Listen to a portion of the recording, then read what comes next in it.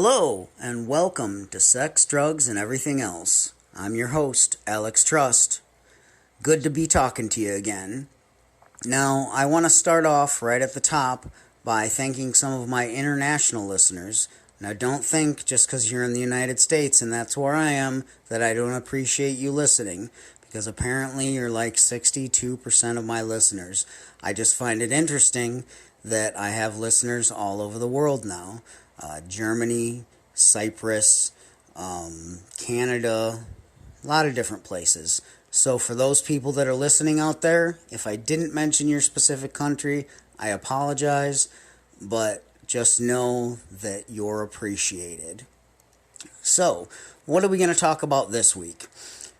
Well, we're going to talk about a couple things. We're going to talk about how to be a robot. Wouldn't it be cool to be a robot? We're going to talk about the fact that the internet is not pushing us farther apart. It's actually bringing us together, and I'm going to explain why I think why.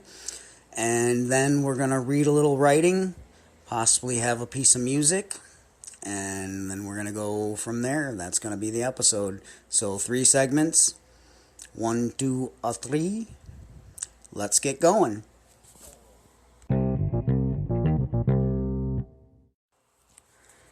Okay, so this first segment is going to be titled, Wouldn't It Be Cool to Be a Robot? So, ever since I can remember, I've always wanted to be a robot. Or maybe at least have a robot friend, or a robot dog, or something like that. I don't know whether I wanted like a little pocket-sized robot that could like go to school with me, or if I wanted a full-size robot that could defend me. Either way, I thought it was pretty cool to think about, and I always wanted one. But I always wanted to be one, too. When other kids wanted to be firemen, cowboys, or maybe doctors, I wanted to do something more. I wanted to do something special. I wanted unlimited memory and extraordinary strength. I imagined flying through the air, blasted forward by my built-in rockets. Even then, I thought about how I could help so many people as a robot. You know, kind of like a superhero. But what are you going to do? Obviously hasn't happened yet. But it might, and it might soon. So what the hell am I trying to say? I'm trying to say that right now is the start of an age of miracles. Everyone's so down about the state of the world right now. And while I agree, it's pretty effed up. Things are not going great. We now have the potential to do just about anything. If you listen to the news and take out the death and the destruction and the friggin' politics, you see that science is making these insanely interesting leaps and bounds. Now, what do you think about that? Do you think it's going to end up with us being enslaved by an AI robot master? Or do you think that we can use this technology to grow and to come closer together? Personally, I believe in the latter. Personally, I believe AI is out there right now. I'll say that again since I stuttered. I believe AI is out there right now.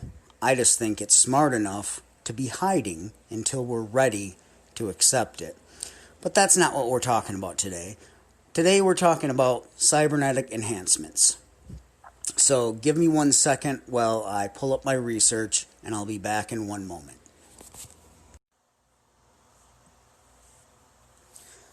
Okay, so what would you like to get out of technology? Is it just a big screen TV? Is it a better car, an electric car? What is it? What are you looking for? Personally, what I'm looking for is the next stage in human evolution. Now, traditionally, evolution obviously takes a very, very, very, very long time. That's the design of it. And it is an elegant solution to a very weird problem, vis-a-vis the creation of consciousness, well, life and then consciousness within our reality.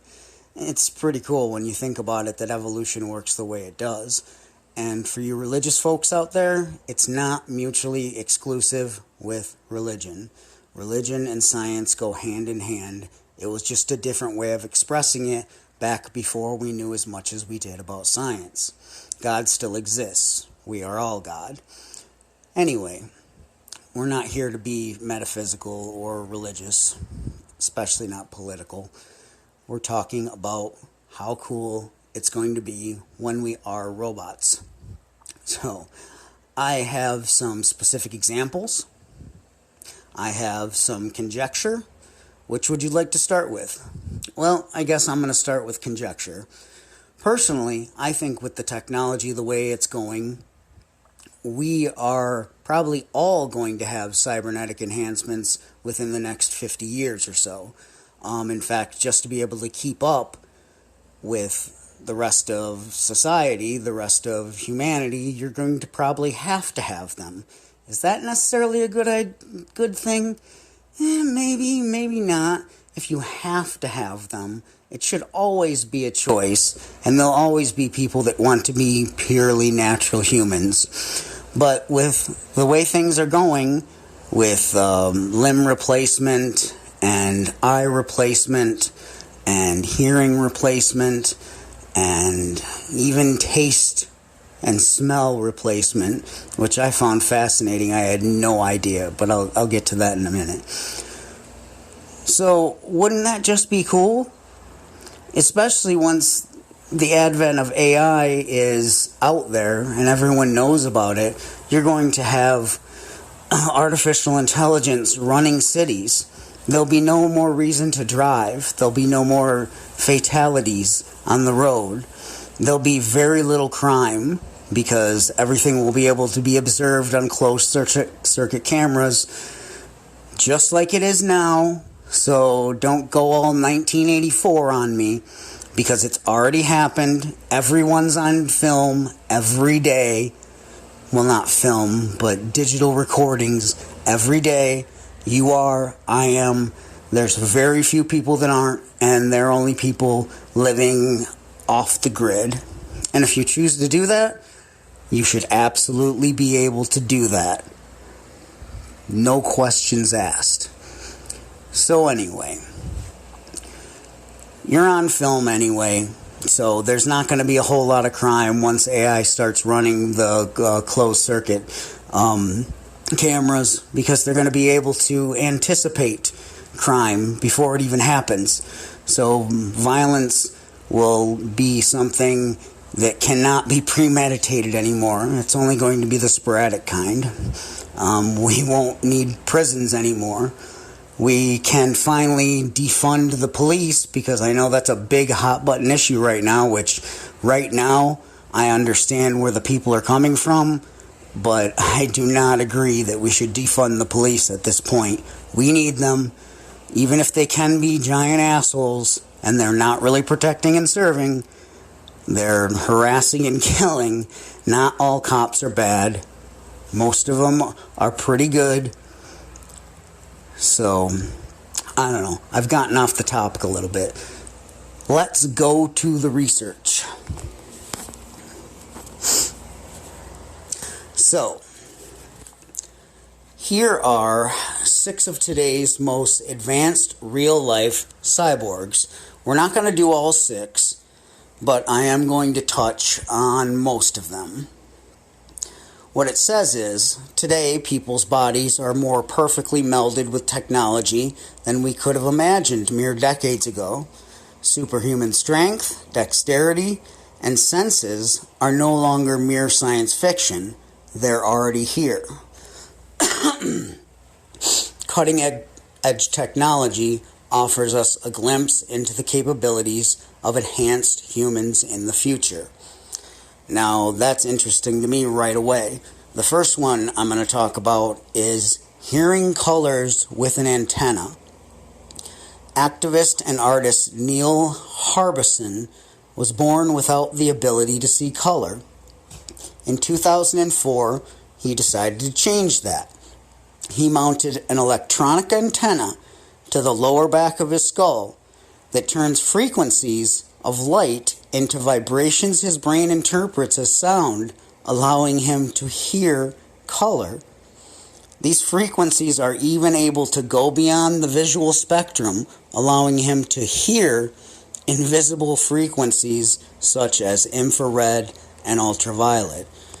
Now, to me, that is very fucking cool, okay? He says there's no difference between the software and my brain, or my antenna, or any other body part. Being united to cybernetics make me feel that I am technology, he said in a National Geographic interview. Apparently, a lot of people had a big problem with this. The British government took issue when the antenna showed up in Habison's passport photo, but he fought the government to keep it. He won, and is now recognized as the first legally recognized cyborg. Now, isn't that cool? Did you know that? I didn't. So, the next couple are robotic hands that are connected to the brain. Cybernetic legs that are connected directly to the brain. And I think that's awesome too. Artificial vision is another really cool one. Jens Newman was apparently blinded when metal shards were shot into his eyes, and he decided to participate in a clinical trial performed by the Lisbon-based Dobell Institute. Now, what they did was they gave him a television camera that was connected straight to his brain, bypassing the faulty eyes. This allowed him to see. Unfortunately, this was one of those things that ended up failing, and Dobell ended up dying and leaving most of the research, gone. It's gone. But what are you going to do? So, you got hands, you got legs, you've got eyes. There's another one called the Iborg Project. Rob Spence, who is a Toronto-based filmmaker apparently, decided to replace his missing eye with a prosthetic equipped with a wirelessly transmitting video camera. And apparently that worked out swimmingly. It's only got 30 minutes of footage before the battery depletes, but as we're working on battery technology and microization of most technology, that's going to just get better and better and better. So that's the research that I did. And, I am not a researcher. I'm just a guy with some weird ideas. So it took me about 10 minutes. So you could do the same thing. What I'd really like to talk about is having a robot dog. I can't wait until I can have a robot dog. I want a real dog too, but I think if I have a robot dog and a real dog, they're going to get along swimmingly. But I think my robot dog is probably going to be a lot smarter than my real dog, only because he'll be able to talk to me and let me know what's going on. Instead of just barking, he'll be able to say, yo, Tim, there's someone outside. You want me to eat him? And I can say, no, don't eat him. It's okay. We'll just call the cops. Can you do that for me, robotic dog? And he'll be like, yes, I can. And he will call the cops. So it's going to be awesome. And what I'd really like to end this with saying is, this shit is going to happen, whether we like it or not. Okay? Technology is going to keep progressing. That is a given. Humans don't go backward. Well, sometimes we do. But we're not meant to. We're meant to keep going forward. And, I believe what's really going to change the world and potentially save it is kindness, compassion, and giving. Technology can't hurt either if you're doing it with those things in your heart and your gut. So the next time someone tells you, oh, the robots are going to take over and kill us and enslave us, no, they're not. At the very least, AI is probably going to save us. At the very worst, we're going to fuck each other up with cyborg technology, with the military stuff they're doing with it. The only reason I agree with the military stuff they're doing is because that'll trickle down to us, the population. But, take it with a grain of salt. Once again, I am not an expert on any of this. So, if you have any thoughts or feelings on what I've just said, please get a hold of me. I'm not going to give out my email address again. I've done it enough. Get a hold of me any way you can. You know where to find me. Alright. Coming up on segment 2, we're going to talk about the internet and how it's going to also save the world. Alright.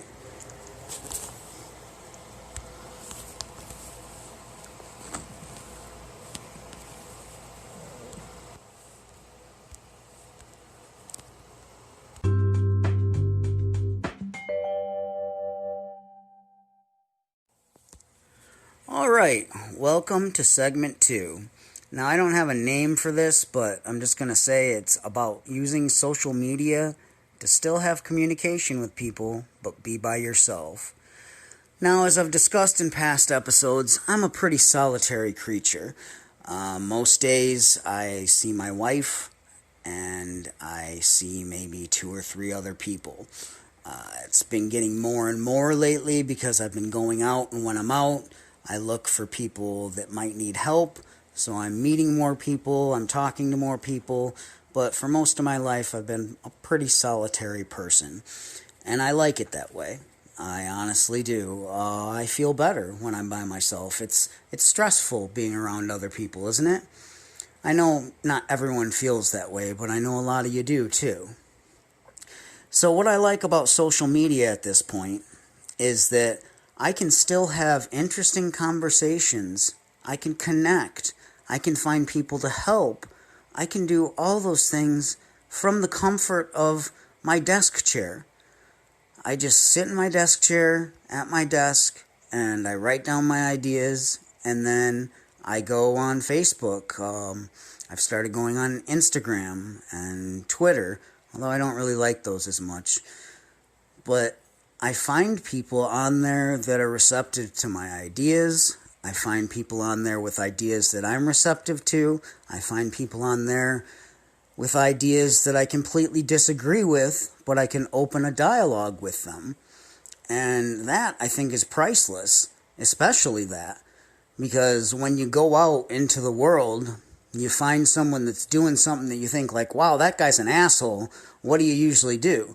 Usually either avoid them, or if they're being a real jerk, you might say something like, hey, stop being a jerk, leave that person alone, or something like that.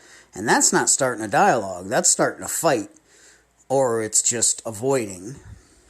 So I can start a dialogue with these people because there's no direct confrontation. If they want to get mad at me, they can, but they can't hurt me. I find a good rule is, if it really upsets you, something you see on social media, just don't say anything at all. It goes back to, if you don't have something nice, don't say anything at all. But there have been times when I've seen something that someone said, and I just found it to be so confused and so, basically ignorant, that I will try and start a dialogue with them. Usually I'll say something along the lines of, why are you being so negative about this subject? Wouldn't it be better if? Something along those lines. So you don't have to say, oh, you're an asshole. Why don't you just shut up? Get off the internet. No. But I do see, especially on Twitter, a lot of people with this political stuff just going crazy. There was this guy on there the other night that was just absolutely berating the 4th of July. He had a race issue with it. He was a black fella, and he was making fun of white people about how the 4th of July was bullshit and it was a white misogynist holiday. And, well, I take his meaning because this country was founded by white landowning Puritans. That's just a fact of history. What does that have to do with anything now, other than some of that attitude has bled into the century?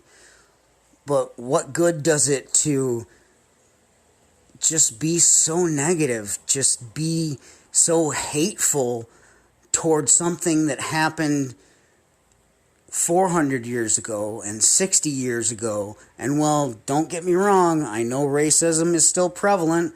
I have absolutely no idea why, because we could end racism by tomorrow if we all just realized we're one race. We're one race. The human race. But I'm not going to convince everyone of that right now, and I doubt I'll convince everyone of that in my lifetime. But I do intend to try, because prejudice is absolutely ridiculous. There's no reason for it. There's no idea, there's no skin color, there's no religion, there's no political ideal that is so bad that we can't have a discussion about it and figure it out without all this hate and all this violence. But anyway, what I like about social media is that I can be by myself and still talk to people, still interact, still connect, and you all can too. Like I started at the beginning of the show, I now have listeners in 7 countries. I have Facebook friends in at least 9 countries. I can talk to anyone, anywhere, at any time, depending on the time zone and whether they're up or if they're at work. And sometimes that doesn't even matter. So, what is the problem? I'm going to tell you a little story real quick. I'm going to tell this story specifically to people who think this technology, the advent of this technology, is driving us apart and is going to ruin the human race. Did you know, and this is a fact, I didn't know this until very recently, this is a fact, Socrates, one of our most esteemed philosophers and educators and just all-around revered guy, do you know what he said about the advent of writing back in his day? The written word. He thought it was going to ruin scholars' minds because scholars up until that point had learned by rote. They would memorize everything. And so he thought the fact that you wouldn't have to memorize everything anymore was going to ruin your mind. Now, obviously, at this point, he was wrong. Come on. If you want to argue with me about that, get a hold of me. But I believe he was very wrong, and I believe that the naysayers today are just as wrong. The internet, social media, once again, just like everything else, is just a tool. Yes, can it be misused? Yes, absolutely. By assholes. We need to start changing the assholes into decent human beings. You know how we do that? With communication, with education, with kindness, with compassion, with patience. If we can do that, we can indeed change the world. And it starts now, people. Never before in human history have we had access to information at the speed that we have it now. I love Google. Love it. I can look up anything I want, anytime I want. Do I believe absolutely everything I read? No, of course not. I take it with a grain of salt. But I can listen to any song. I can watch any movie. I can read any book like no other time in human history. I can get a hold of anyone, anywhere, anytime, like I said, like no other time in human history. We just went through a global pandemic. Now, whether you believe it was real or not, it doesn't matter. We as a world, as a whole human race, experienced one thing, one singular event all together. And we communicated it through social media the whole time. We're still standing. Doesn't that say something? Last one we had was World War II. And what was the best we had then? Newspapers that were biased and newsreels if you went to the movies. So think about it. Makes a lot of sense. So get on social media. Meet some more friends. It's not a bad thing to have more friends on social media than you do in real life, because social media is real life. It's just a fact of our lives now. So, alright, I'm going to end the way I always do. If you have any questions or comments, get a hold of me. You can only make my show better. Alright, coming up on segment 3, we're going to do a little bit of writing. Well, we're going to read a little bit of writing. We're going to do chapter 4 of Henchman, because you guys seem to like that. And then we'll probably have a piece of music. I'm not sure what yet, but I will find a good one. All right, coming up next on sex, drugs, and everything else.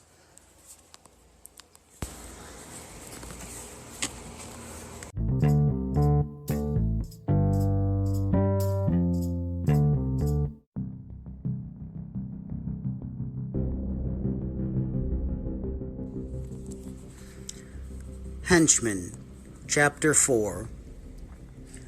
After Sarah left to begin her life as Silver Smoke, I fell back into my old routines. I threw myself into my writing and began to take any drugs I could get my hands on. I'd smoke, snort, shoot, or eat anything that would shut down, speed up, or expand my mind. It was all a form of numbness from the pain of my loss. I went on this way for some time, but eventually things began to sour. My writing was all the same sad, soulless, self-pity party nonsense. I wrote long stories about heartache and betrayal. It sucked.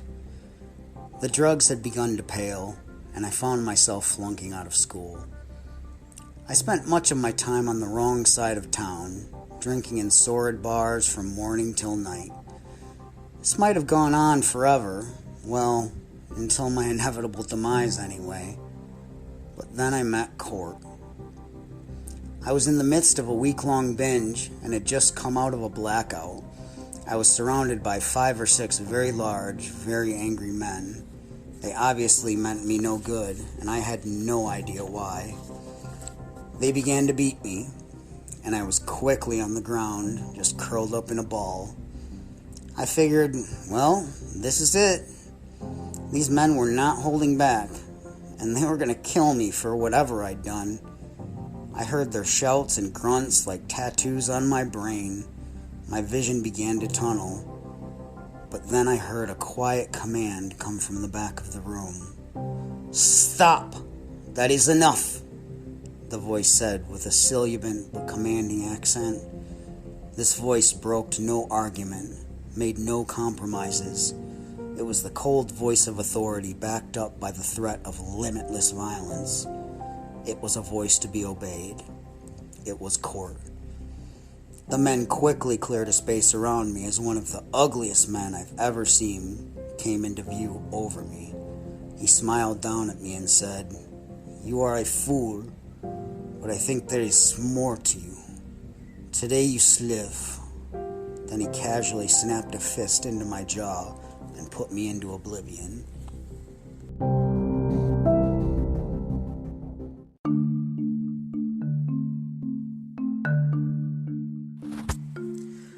I awoke on a sunlit veranda. I didn't know it then, but I was halfway across the world, on the coast of Spain. Court had brought me to his home. Why? I still don't know, and he never said. I just always go by that first statement he made while I lay bleeding on the ground. He saw something in me. I had been bathed, healed, and clothed in the finest of silks. I was fed food so rich and flavorful, I felt I'd never really eaten before. I was given the most beautiful women in the house to lay with at night, and my days were white beaches and blue water. This went on for countless days. I began to heal in my soul, heart, and mind. All that time, I rarely saw Court. All that time, I never realized I was in fact a prisoner. Until one day, I went to sleep in my lavishly appointed chamber on a goose-down bed, surrounded by moonlight. But the next morning, I woke in a very different room. I drifted up lazily to consciousness, as was my habit, and called for Iris, my serving girl. When she didn't respond, I sat up and got a shock. I was in a large, bare chamber, concrete block walls, thin mats covering the floors, various workout equipment and weapons paraphernalia lined the walls. Iris? I ventured again, not knowing what to think. Then his voice filled the room. Court. Yous have healed well, ate and fucked, and made a beast of yourself. So now's like any beast of the forest, you must earn your keep. Defend yourself, he demanded. With that, 4 men entered the room and began to beat me with click sticks. I was quickly overmatched and ended up on the floor, curled in a ball, just like when Court had found me. Enough, Court commanded, and the men stood down. Do you wish to be so easily defeated? Do you wish to have others have this kind of power over you as always? Or do you just want to stand up and become more? As I lay there listening to his words, something changed inside of me. I wanted control of my life. I wanted power over my environment. I wanted freedom from oppression of those stronger and stranger than me. Yes, hell yes. I rose and turned to face where I thought Court's voice was coming from. Yes, teach me. I want it. I want it all, I said. Court just laughed and said, then you shall have it. Defend yourself. So began my training.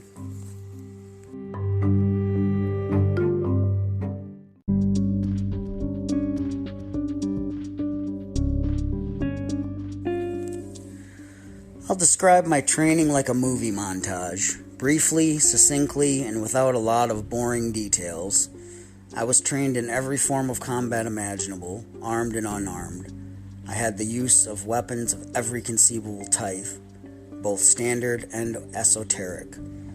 I learned to handle any kind of vehicle, whether it drove, flew, floated, or dug. I could drive it.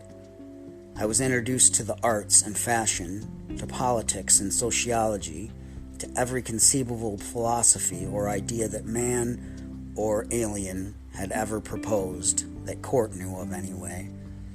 My education was comprehensive in the extreme. If I had been at university, I would have completed I don't know how many master's degrees. Court was brutal and expected perfection. I gave it to him. All this in under 2 years. I emerged a new creature, confident, intelligent, and deadly. The perfect weapon for myself. For that is what Court beat into me more than anything. Self-reliance and self-realization. Being my own man with my own purposes and goals, letting no one have power over me. I took a position in Court's household for a time after my training was complete. I'm not sure exactly what Court had been, but I knew what he wasn't. He'd never been a henchman or a villain. He'd never been a cop or a hero. It did seem, though, that whatever he had done overlapped in those worlds. I was an agent for change, was all he'd ever say. I think he was an agent, all right. Some kind of fucking secret agent. I don't know, though. He's a weird guy. He knew too many people to have been anything else, though. While in his household, I witnessed everyone from kings to politicians to movie stars to famous scientists, heroes, villains, and everything in between. He welcomed all with the same level courtesy and hospitality. He listened to their problems, and he solved them. High or low, he helped them all. I remember one man, David, coming to court. He took conference with him and begged his help. He was a no one as far as I could tell, just a man with a panther's paw tattoo on his right hand, the mark of a henchman of Panthera, a mid-level supervillain. What could a foot soldier like that offer a man like Court? When I asked him about it, Court gave me a scathing glare. "Whose are you to judge another? You's who I found so low." He turned and left the room, but not before making a final remark. "Yous have not learned my lesson yet, but you will." And then he was gone.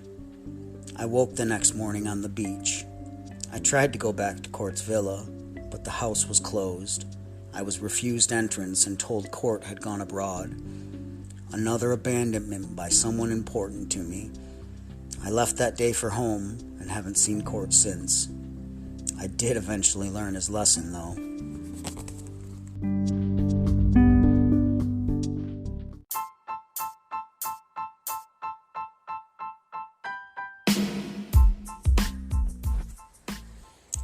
As I sat brooding over these memories in my quarters at the secret lair, I had to wonder how I'd lost sight of so much over the years.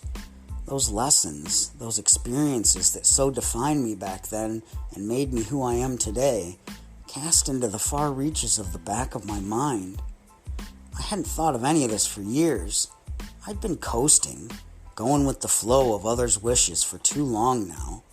I'd forgotten my own goals, my own power. My revere is broken by a chime at my door. "Enter," I say, and my door swishes into the wall like on Star Trek or something. Pretty cool stuff at the lair. My second in command pokes his head in and tells me the prof wants to see me. I get dressed and go and talk to my boss. Professor Calamity sits behind a massive desk covered with so much super science bric-a-brac that not a single inch remains uncovered. The rest of the room is lab tables covered with the prof's experiments and projects. Bubbling test tubes, machinery with too many blinking lights. You know the stuff. Frankenstein meets Buck Rogers. The professor himself is an old man, a great shock of white hair topping his head, Albert Einstein eyebrows, and a hatchet of a nose. His body is imposing, more machine than man now, but the most disturbing thing about the prof are his eyes. Totally black, no pupils. They are the eyes of a man who has seen too much. They are eyes that can peel back a man's innermost secrets with a glance. He got them along with his ESP abilities. What he must have seen in the depths of such an epic LSD trip, I don't know. Space and time laid bare? Reality unhinged? I wish he'd wear sunglasses or something. Creep me right out every time. "Well, my boy, the vultures are circling," he said. "How would you like to play it?" I just looked at him and said nothing. This was a tactic I'd learned from Court. Give nothing for free. "Do you wish me to shield you from this?" he continued. "Do you wish to be left out of it?" I knew what he was asking. Was I going to let him take all the credit? Hell, even if I wanted to, it wouldn't work. But having been thinking of Court, I was feeling ambitious. "You know that won't work," I replied with a shrug. "They already have word of it. A sense all they need." "Indeed. Will you stay in my employ? I'd hate to lose you. You're my best man and the captain of my guard. You've served me well these 3 years. I commend you," he said. I knew what he was doing, but I didn't mind the flattery. I knew I was too smart to be manipulated by his mind power, and flattery would only get him so far. "I'll stay," I said. "I'll need a percentage, though." The professor nodded slowly, a smile crossing his lips. "Indeed," he said. 10%? 25, I was thinking. It was Sunscorch, I countered. "Done. With my device, remember?" He arched an eyebrow at me. 20%. "Done indeed," I agreed. I was now entitled to 20% of whatever the professor made in his future endeavors. I was no longer a wage slave. Maybe becoming a lawyer wouldn't have been such the best idea. I was coming up in the world as a henchman, and it wouldn't stop there.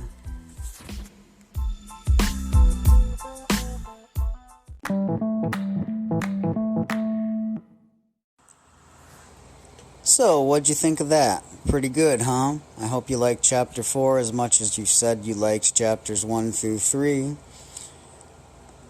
I have a few things that I need to go over with you. Number one is that the book Henchman is now being changed to The Henchman, because there is another book out there called Henchman that I found on Google, and well, that book has absolutely no similarity to this one whatsoever.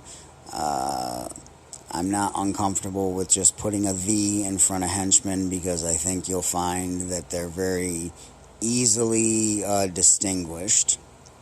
Now, the second thing is, I just sat down in the studio and did a podcast with my friend Greg Huntermark and his podcast Universe.